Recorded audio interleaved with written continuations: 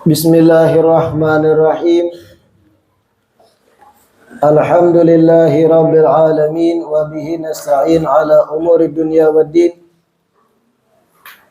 Wassalatu wassalam ala sayyidil mursalin wa imamil muttaqin sayyidina wa maulana Muhammad wa ala alihi wa sahbihi ajma'in. Alhamdulillah,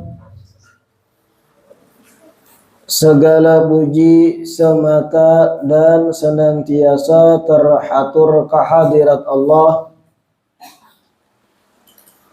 yang masih memanjangkan umur kita, melimpahkan kesehatan, menganugerahkan keafiatan sehingga di malam Kamis kembali berkumpul di majelis taklim kita di sini, majelis Ba'alawi, yang mana kita selalu berharap, bercita-cita mudah-mudahan kegiatan majelis ilmu ini bujur-bujur membawa kita pada kebaikan akhirat. Amin ya rabbal alamin. Kitab Asy-Syaraful Bahi kita, pertemuan terakhir masih seputar ucapan-ucapan Al-Imam Muhammad Al-Baqir bin Ali Zainil Abidin. Terakhir kita baca, qala kana li sahibun kana aziman fi aini wa kana alladhi 'azzamahu fi aini sigharud dunya fi ainaihi. Imam Muhammad Al-Baqir berkata, aku mempunyai teman, aku mempunyai kawan yang mana dia agung dalam pandanganku, yang mana kawanku itu istimewa, maksud sidin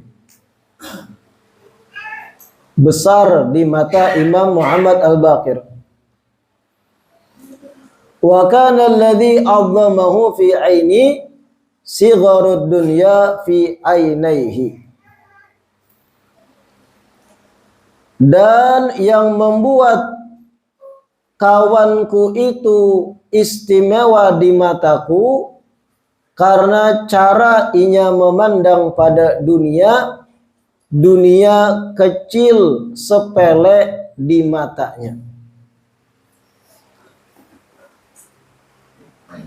Jadi jar Imam Muhammad Al-Baqir, ulun bisi kawan dan ulun anggap ini kawan istimewa dalam pandangan ulun, luar biasa, agung. Kenapa? Karena kawanku itu memandang dunia dengan pandangan yang sepele. Artinya orang yang zuhud, artinya orang yang kada menomorsatukan urusan-urusan duniawi. Pelajaran pertama dipetik dari makalah beliau ini, artinya para wali-wali Allah itu ketujuh melihat orang yang zuhud dari dunia. Apabila kita hendak diketujui para aulia, para wali, maka bersikaplah zuhud dari dunia. Jangan setiap kegiatan, setiap aktivitas, setiap rutinitas pasti seberataan UUD. Jangan. Ujung-ujungnya duit. Segala sesuatu diukur dengan duit. Yang kayak itu kada diketujui oleh para wali-wali Allah.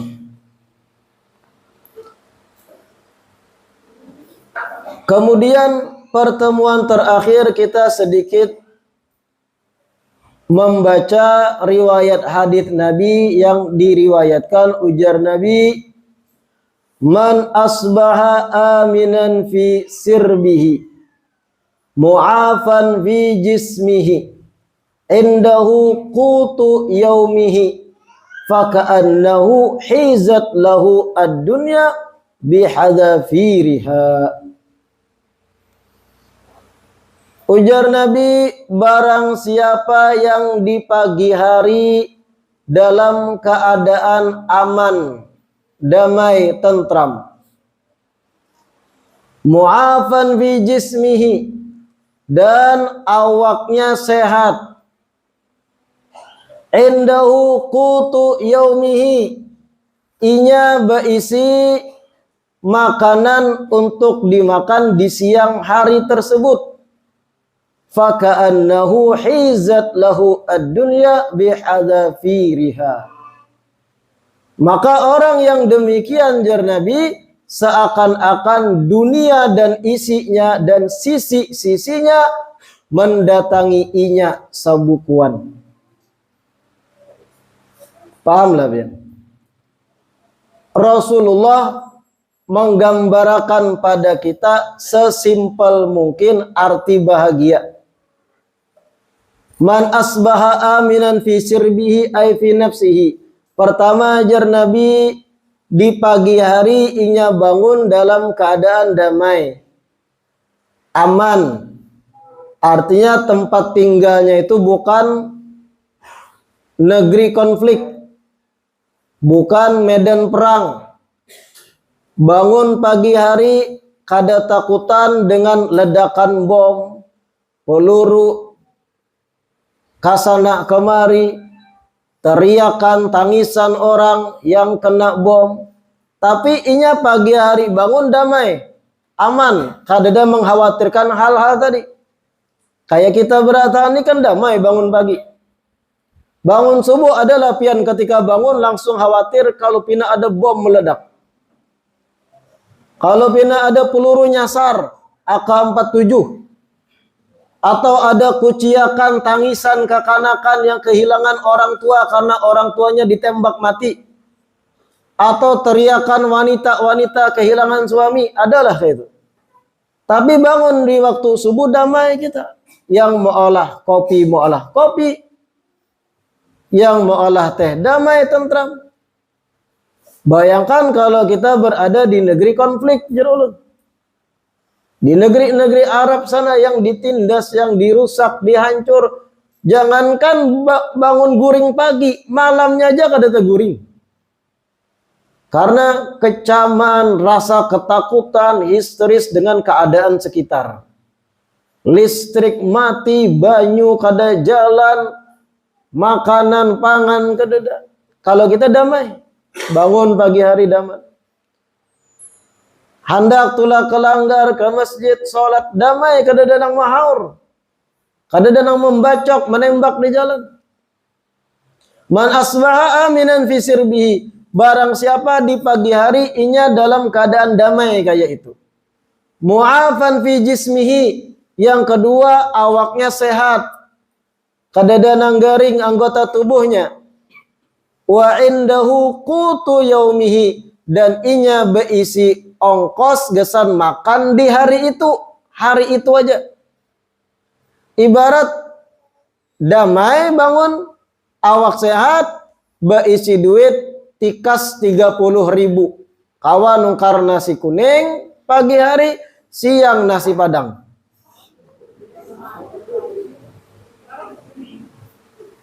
Plus teh sedikit. Damai kan? Yang kayak itu jar Rasul, faka'annahu hizat lahu ad-dunya bihadzafiriha. Yang didapat kenikmatan oleh orang tadi seakan-akan dunia dan isinya dan sisi-sisi dunia diserahkan kepada inya, diperuntukkan padanya. Artinya tuh nikmat yang luar biasa sudah. Simple nikmat dunia. Itu gen kalau ada tiap hari di hadapan kita, damai, tentram. Nikmat yang besar yang di luar sana ribuan manusia belum tentu dapat nikmat tersebut. Di luar sana puluhan ribu insan yang kada dapat nikmat yang simple tadi. Bangun pagi bom meledak. Bangun pagi suami hilang culik orang. Bangun pagi separuh dapur rumah hancur. Teriakan, tangisan di sana sini. Krisis ekonomi, makanan pokok, kada sempat orang bertani dan yang lain karena negeri konflik. Kita damai, nyaman. Iyalah. Ada lagi di luar sana ribuan manusia bangun di pagi hari garing. Ada yang mohon maaf batisnya lumpuh. Ada yang matanya kada kawa melihat. Ada yang tangannya hilang. Ada yang jantung kada normal. Ada yang macam-macam penyakit. Kita sehat. Bangun damai. Awak sehat kita. Iyalah. Wa indahu qutu yaumihi. Berisi duit. Ongkos gesan makan di hari itu aja ajar Nabi. Itu bagaikan dunia dan isinya inya peroleh. Nikmat besar yang wajib disyukuri sudah. Karena kalau direnungkan belum tentu di luar sana orang dapat 3 hal itu. Berapa banyak di luar sana, di luar negeri Indonesia, pagi hari dikecam, awak kada sehat, makanan ngalih. Kita nasi kuning di mana-mana banyak orang menjual. Berapaan? 10.000 kah? Naik bipai, bensin naik. Biar bensin naik, tapi kawa kita makan nikmat juga. Tapi menandak demot sarabian. Nah, disimpelkan aja, jangan rumit mengartikan bahagia. Kayak itu gin bahagia sudah. Nikmat nang dahsyat, faka'annahu hizat lahu ad-dunya bihadzafiriha. Belum bonus-bonusnya pulang. Bangun pagi hari sudah aman damai. Berjumpa dengan pasangan pulang. Handak teh kapian. Nikmat ditawari. Rancak bujangan molah sorang. Itu bonus-bonusnya belum lagi. Nikmat yang dahsyat kita miliki. Belum nikmat bisi tempat tinggal. Bisi keluarga masih. Sapupu, dangsana, kuitan masih ada. Berapa banyak di luar sana yang keluarganya habis. Hidup sebatang kara. Sesimpel itu dunia yang harus disyukuri itu. Mereka orang-orang soleh bahari, kalau bisa nikmat yang simpel kayak tadi, bagi mereka cukup dah. Ini nikmat yang dahsyat. Adapun perkara dunia yang lain, kemewahan, gegap gempita, cahaya dunia, gemerlapnya, ada peduli mereka. Sehat, ibadah kawa, makanan pokok ada, awak sehat, itu yang sudah. Kada banyak pandir lagi. Makanya ajar Imam Muhammad Al-Baqir tadi, aku punya teman dan temanku ini agung di mataku. Istimewa. Karena inya memandang dunia sepele benar, simple. Kada berduit, kada galau. Dompet kosong, kada muha karas kayak Bang Kirai. Santai aja. Simple dunia. Selama masih kawa mengopi, itu nikmat sudah. Jangan muluk-muluk mengartikan kebahagiaan. Terkadang pembahasan tentang dunia ini timbul pertanyaan yang basic. Ulama sering menyampaikan zuhudlah dari dunia. Menjauhlah dari kenikmatan dunia berlebih. Dan ini dan itu tentang dunia. Muncul pertanyaan kadang, lalu bagaimana yang baik, yang bagus langkahnya? Apakah jangan begawi sama sekali? Karena itu dunia berataan. Atau tetap bercari, berusaha dengan giat? Ini pertanyaan basic. Apa yang bagus? Mana yang bagus? Nah, ini kita jelaskan. Disebut dalam kitab Al-Jawahir Al-Lu'lu'iyah, wa qad ikhtalafa al-ulama halil afdalu talabud dunya li fi'lil khairi aw tarkuha. Farajjahat ta'ifatun al-awwala wa ta'ifatun al-thaniyah. Wa jumi'a bainahuma bihamlil awwal ala man wathaqa bi jam'iha minal halal wa sarfiha fil khairi. Wa thani ala man lam yatik bidzalik. Disebut dalam Al-Jawahir Al-Lu'lu'iyah, kitab yang dikarang Imam Muhammad Al-Jurdani, para ulama, ujar beliau, berbeda pendapat mana yang afdal di antara berusaha mencari dunia dengan tujuan untuk berbuat kebaikan, atau sama sekali kada mencari dunia, secukupnya aja. Mana yang afdal antara dua ini? Berusaha, berhimat mencari dunia dengan niat duitnya, hartanya kena gesan kebaikan, atau meninggalkan secara total, atau meninggalkan 90%-nya, 10% gesan secukupnya kebutuhan. Mana yang afdal antara dua ini? Sebagian ulama mengatakan yang afdal yang pertama, karena untuk kemaslahatan orang banyak. Tetap berusaha jadilah sugih ikam, tapi kesugihan ikam, kekayaan ikam untuk kebaikan.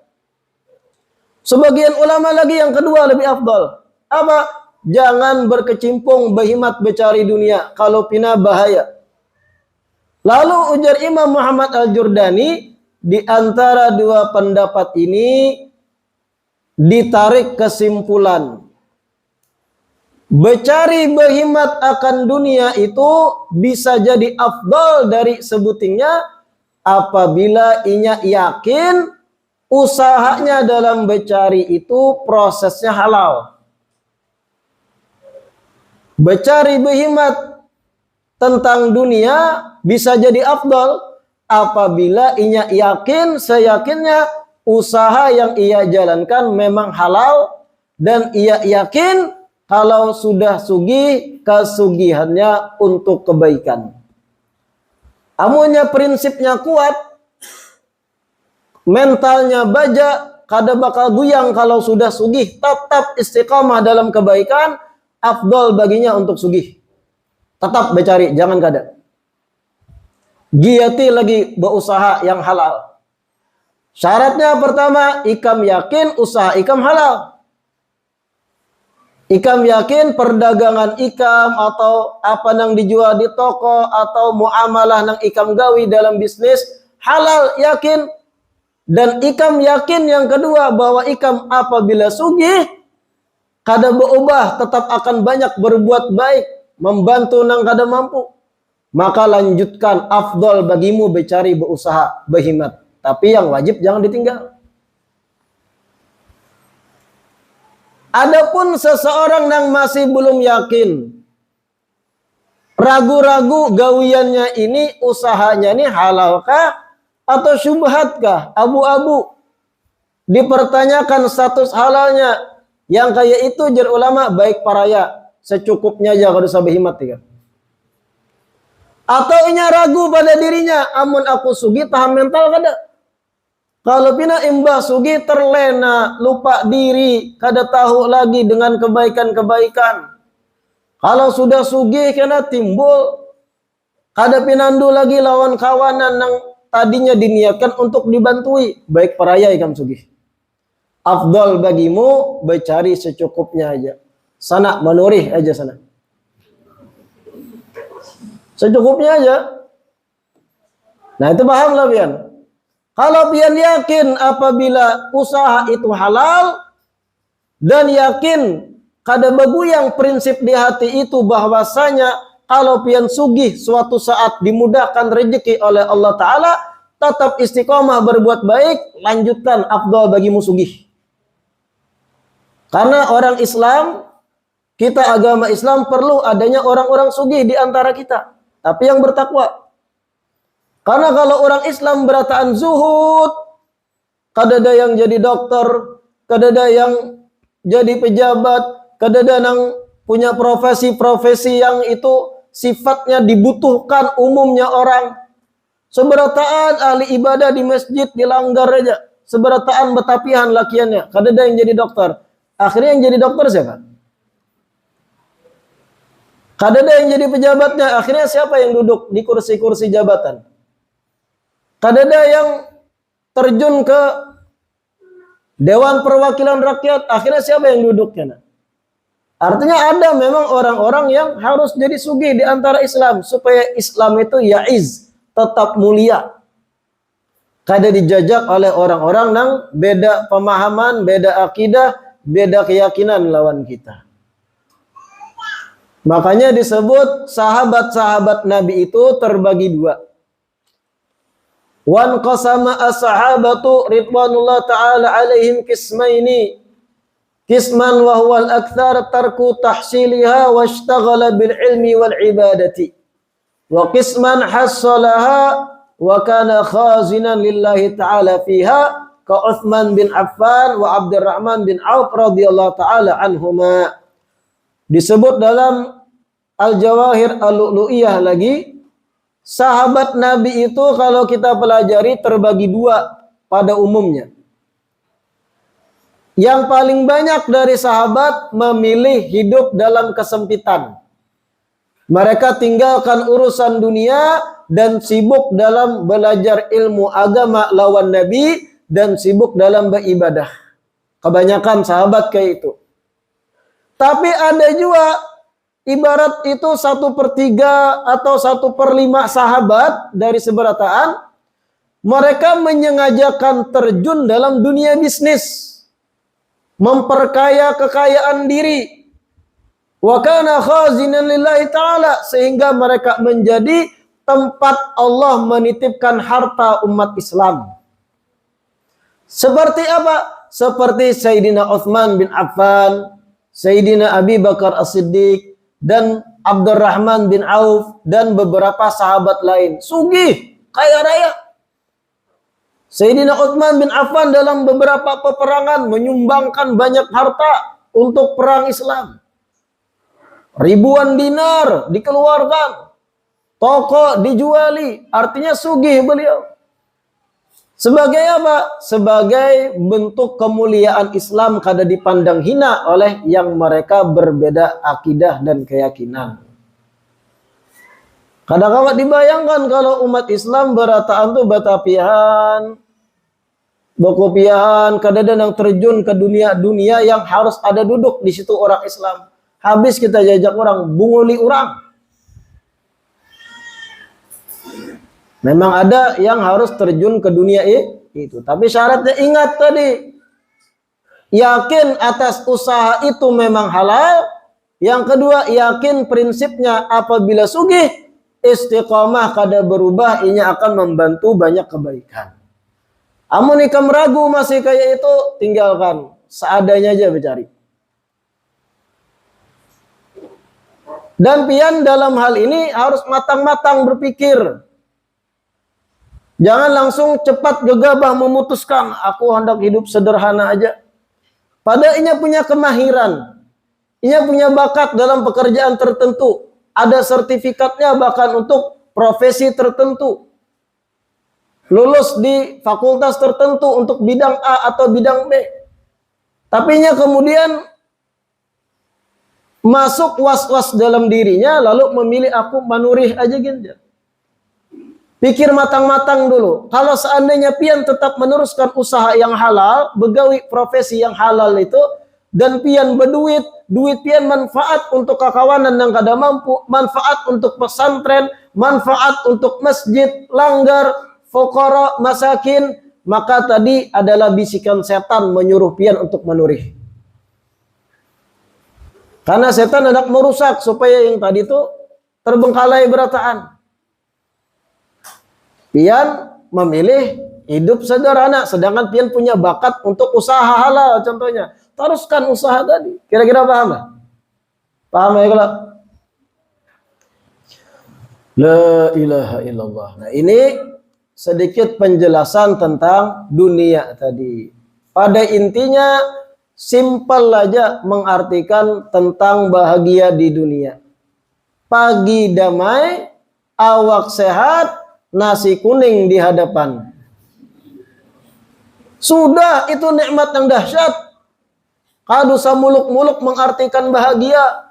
Bahagia itu bib manakala kita bisa berjalanan ke pantai, menghabiskan sekian puluh juta, damai, rami, itulah bahagia. Wah, aja jauhan nih kan. Oh, bahagia itu adalah manakala kita jalan-jalan ke Singapura, kejauhan. Banyaknya warung nasi kuning.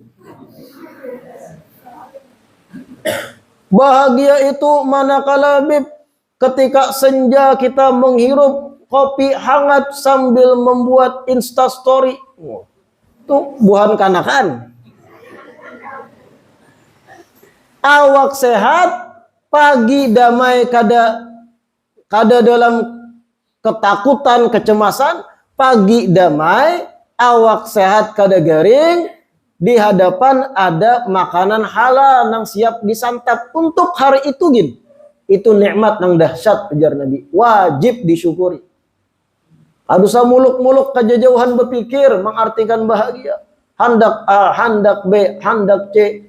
Akhirnya banyak kecewa. Biar. Karena mengolah standar kebahagiaan ketinggian. Coba standar sesuai ujar Nabi tadi. Pagi damai, hidup di lingkungan yang nyaman, kada negeri konflik, awak sehat, batis kawa berjalan, tangan kawa bergerak, mata kawa melihat, telinga kawa mendengar, makan kawa makan.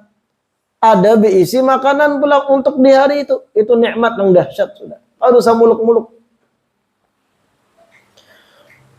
Selanjutnya ujar Imam Muhammad Al-Baqir qala li ibnihi. Imam Muhammad Al-Baqir berkata kepada putranya, yaitu Imam Ja'far As-Shadiq.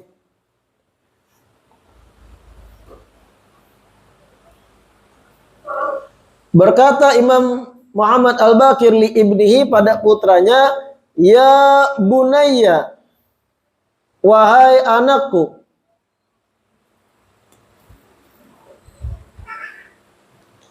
iyyaka wal kasla.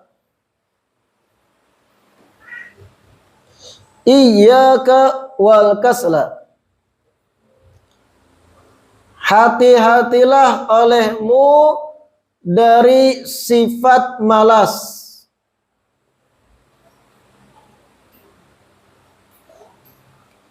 Wadhajara. Dan hati-hatilah olehmu dari sifat pembosan.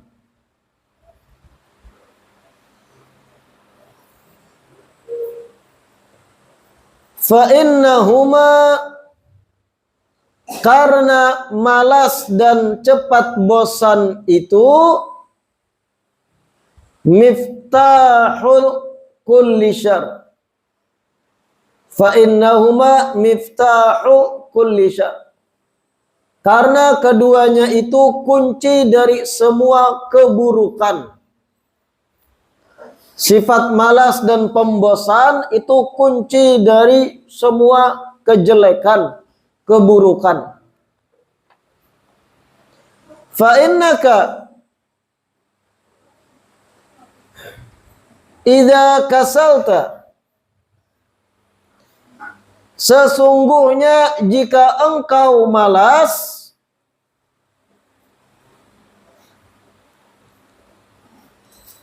lam tuaddi haqqan. Lam tuaddi, di atas dal ada tasydid. Dari adda yuaddi ta'diyatan. Hilang yaknya karena majzum bilam fi'il, bihadfi harfi illah. Dibuang huruf ilahnya di akhir. Fa innaka idza kasalta, karena sesungguhnya jika engkau malas, lam tuaddi haqqan, engkau tidak akan betul menunaikan kewajiban.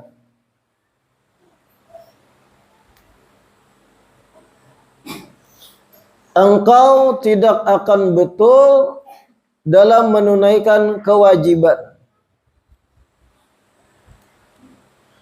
Wa idza bajarta,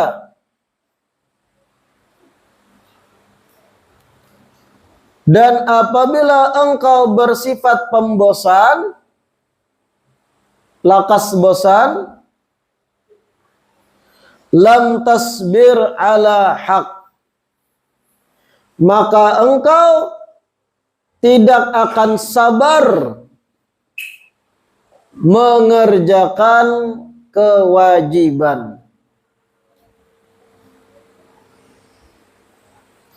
Maka engkau tidak akan sabar dalam mengerjakan kewajiban. Dengarkan penjelasannya nih. Ujar Imam Muhammad Al-Baqir, ya bunayya, wahai putraku, wahai anakku, iyyaka wal kasla wad dajara, hati-hatilah engkau dari sifat malas dan sifat bosan. Fa innahuma miftahu kulli syarr, karena sifat malas dan sifat bosan itu kunci dari semua keburukan. Dipadakan sidin kunci, inti dan kunci dari semua nang kada baik itu bermuara pada sifat malas dan pembosan. Karena apabila engkau itu malas, idza kasalta, jar beliau, lam tuaddi haqqan, ikam kada bakal menunaikan kewajiban secara betul.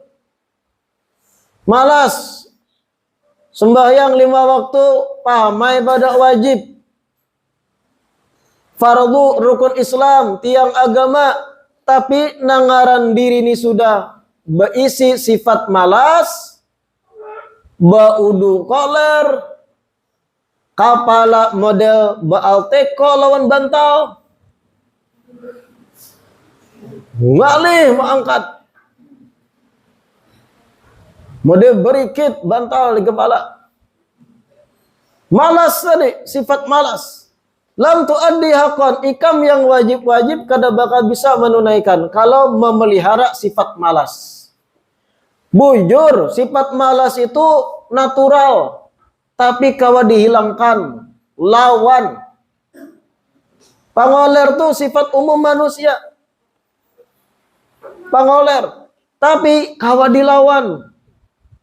Sebagian ulama mengatakan ketika timbul rasa malas dalam hati kita untuk menggawi yang wajib, maka ingatakan kematian, ingatakan kubur, ingatakan akhirat, bagaimana hisab, bagaimana pertanyaan Allah kena di hari kiamat, bagaimana kita berdiri di padang mahsyar, bagaimana kita berdiri di mizan timbangan neraca amal, mana nang baik nang buruk, sekecil apapun amal buruk akan ditimbang juga. Ingatakan perkara-perkara akhirat, ingatakan bagaimana siksa yang pedih, bagaimana gambaran neraka yang tergambar di kepala. Ingatakan itu, hanya lawan rasa malas, terus perangi, karena terbiasa seorang bian dalam kebaikan. Bahkan karena sampai pada satu titik, kalau pian tak tinggal akan kewajiban, pian merasa sedih benar, sangkal luar biasa. Itu titik yang sudah baik itu. Setelah proses melawan rasa malas sekian banyak, ketika terlewat satu kebaikan, kesempatan, menyesal pian, sedih luar biasa. Itu yang baik. Prosesnya lumayan panjang melawan rasa malas tadi. Wadajar, begitu pula sifat bosan, pembosan. Itu pun kunci keburukan, ujar sini. Pembosan. Ke majelis talim, bosan, panas, dapat baju putih warna, duduk lawas, maka bekajal, tangga belakang belum duduk, ikam lambat.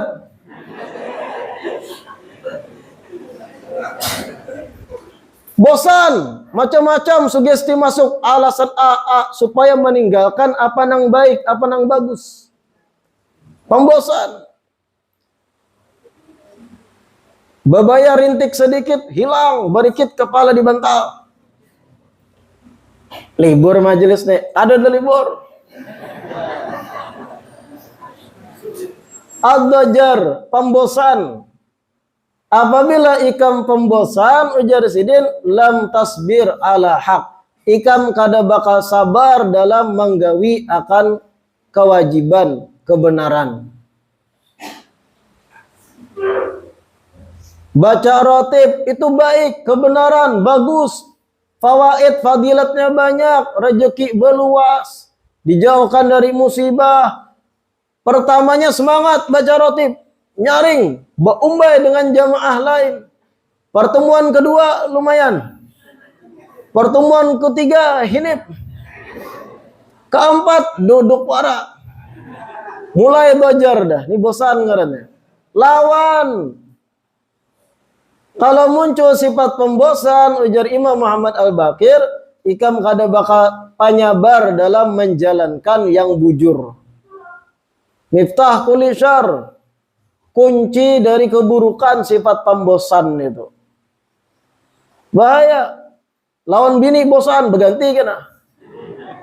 Buruk ada, mau buruk. Gara-gara sifat pembosan. Kacau.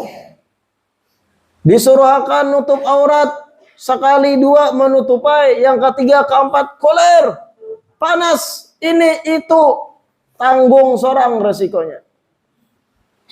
Sifat pembosan itu bahaya.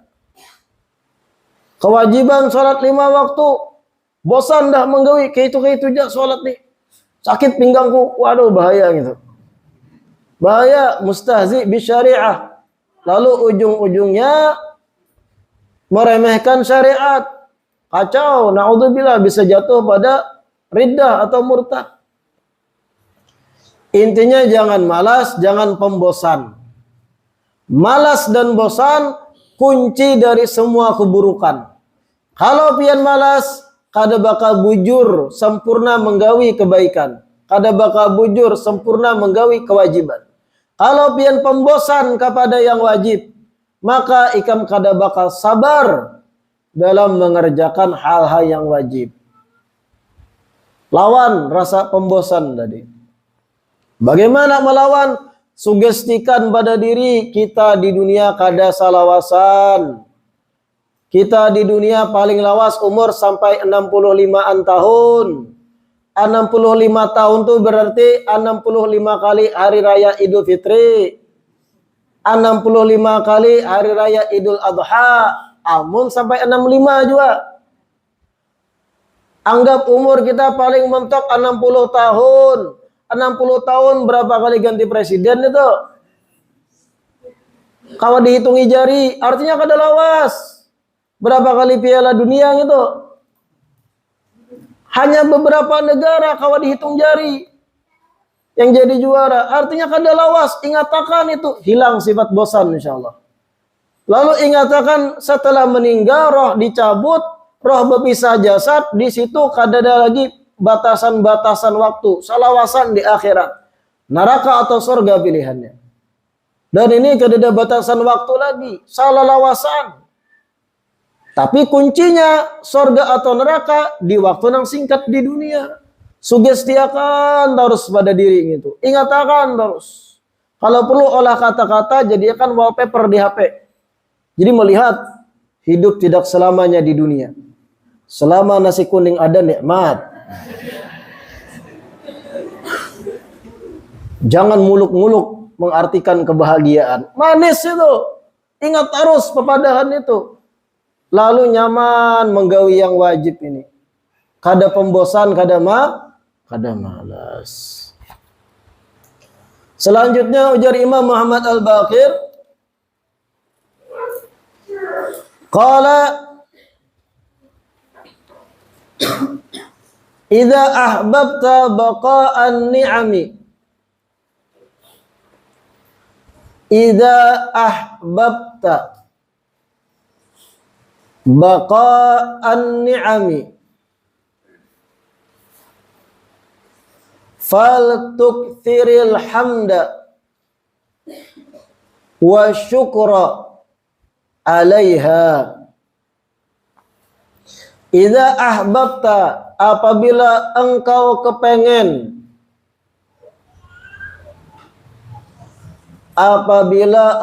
kepengen, baqa'an ni'ami, agar nikmat itu terus ada,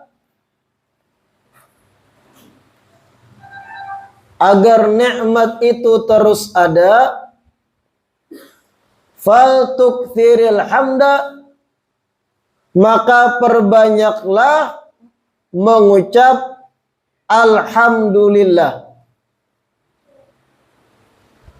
wa syukra alaiha, dan perbanyaklah mensyukuri akan nikmat-nikmat tersebut.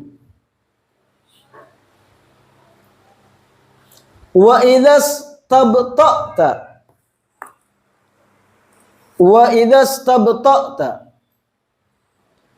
apabila engkau merasa lambat, ar-rizqa, akan rezekimu, apabila engkau merasa rezekimu lambat, gitu. Idzas tabta'ta ar-rizqa, apabila engkau merasa rezekimu melambat, fa'akthir, maka perbanyaklah mengucap al-istighfar, istighfar kepada Allah.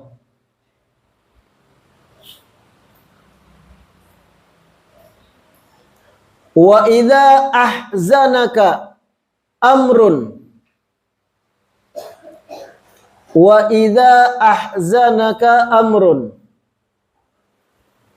fa'akthir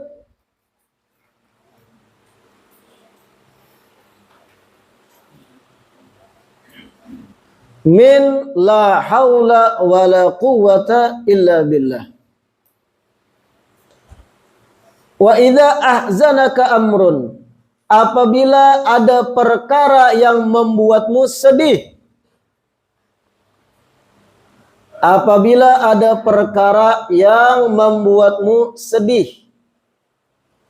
maka perbanyaklah mengucap la haula wa la quwwata illa billah. Wa idza khifta qauman, apabila engkau takut terhadap sekelompok